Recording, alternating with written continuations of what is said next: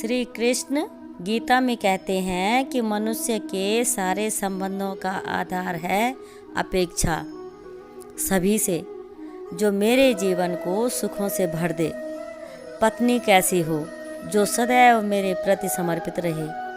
संतान कैसी हो जो मेरी सेवा करे, जो मेरा आदेश माने और जो मेरी आज्ञा का पालन करे। मनुष्य उसी को प्रेम भी करता है जो उसकी अपेक्षा पूरी भी करता है, पर अपेक्षा की तो नियत ही भंग होना है, क्योंकि अपेक्षा मनुष्य के मस्तिष्क में जन्म लेती है। कोई उसकी अपेक्षाओं के बारे में जान ही नहीं पाता।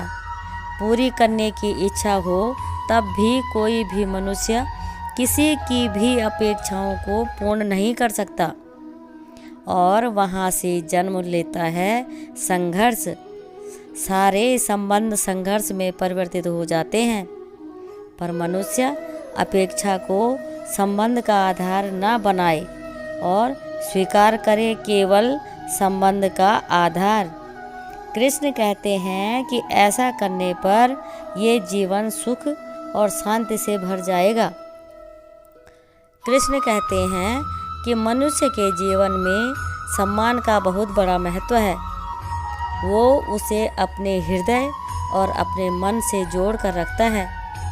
कदाचित इसीलिए हम शत्रु के सम्मान पर चोट पहुंचाते हैं, ताकि उसे पीड़ा पहुंचाई जा सके, परंतु ऐसा करने से सावधान रहना चाहिए। शरीर पर लगी चोट मनुष्य भुला देता है, परंतु उसके सम्मान पर लगी चोट उसे जीवन भर पीड़ा देती है। श्री कृष्ण कहते हैं कि जीवन का हर क्षण निर्णय का क्षण होता है। हर पल ही दूसरे पल का निर्णय करना पड़ता है और निर्णय ही अपना प्रभाव छोड़ जाता है।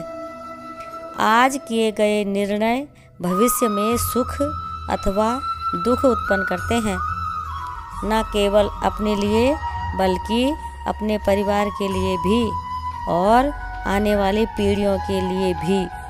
हमारा आज का निर्णय ही मायने रखता है, तो सावधानी और समझदारी से बहुत सोच समझकर निर्णय लेना चाहिए।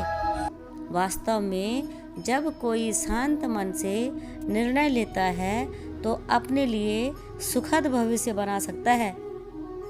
श्री कृष्ण कहते हैं कि निर्णय के क्षण हम सदा ही किसी अन्य के सुझाव या सूचना या मंत्रणा को आधार बनाते हैं, और हमारे भविष्य का आधार हमारे आज लिए गए निर्णय पर होता है। तो कृष्ण कहते हैं कि हमारा भविष्य किसी अन्य के कहने पर या अन्य के सुझाव का फल है। हमारा संपूर्ण जीवन किसी अन्य की बुद्धि का परिणाम है।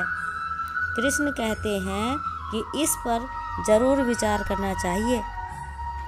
श्री कृष्ण गीता में कहते हैं कि भिन्न भिन्न लोग एक ही स्थिति में भिन्न परामर्श देते हैं। मंदिर में खड़ा भक्त कहता है कि दान करना चाहिए, और चोर कहता है कि यदि अवसर मिले तो मूर्ति से श्रृंगार चुरा लूँगा।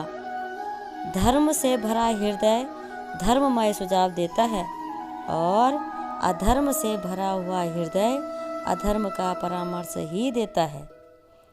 धर्ममय सुझाव का स्वीकार करना ही मनुष्य को सुख देता है, और ऐसे परामर्श को स्वीकार करना तभी संभव होता है जब हृदय में धर्म हो, अर्थात कि किसी का सुझाव अथवा परामर्श स्वीकार करने से पूर्व, मतलब पहले, स्वयं अपने हृदय में धर्म को स्थापित करना चाहिए। यह बहुत आवश्यक है। कृष्ण कहते हैं कि भविष्य के आधार पर सब आज का निर्णय लेना चाहते हैं कि भविष्य में सुख मिले, भविष्य सुरक्षित हो। ऐसे निर्णय आज लेने का प्रयत्न रहता है। कृष्ण कहते हैं कि आप अपने जीवन को देखिए क्या आपके अधिकतर निर्णय के पीछे भविष्य का विचार तो नहीं? और वो भी क्यों नहीं? अपने जीवन को सरल और सुखमय बनाने का अधिकार सबका है, पर भविष्य तो केवल भविष्य नहीं जानता, केवल कल्पना ही तो की जा सकती है। तो जीवन में सारे महत्वपूर्ण निर्णय कल्पनाओं के आधार पर ही करने चाहिए। हम कृष्ण कहते हैं कि निर्णय करने का कोई भी तीसरा मार्ग हो सकता है। सारे सुखों का आधार धर्म है और वह धर्म हर मनुष्य के हृदय में बसता है। तो प्रत्येक प्राणी से पहले स्वयं अपने हृदय में यह अवश्य पूछ लेना चाहिए कि ये निर्णय जो मैं ले रहा हूँ यह स्वार्थ से जन्मा है या धर्म से। यही पर्याप्त होगा। भविष्य के लिए धर्म मार्ग पर चलना ही सुख का मार्ग है।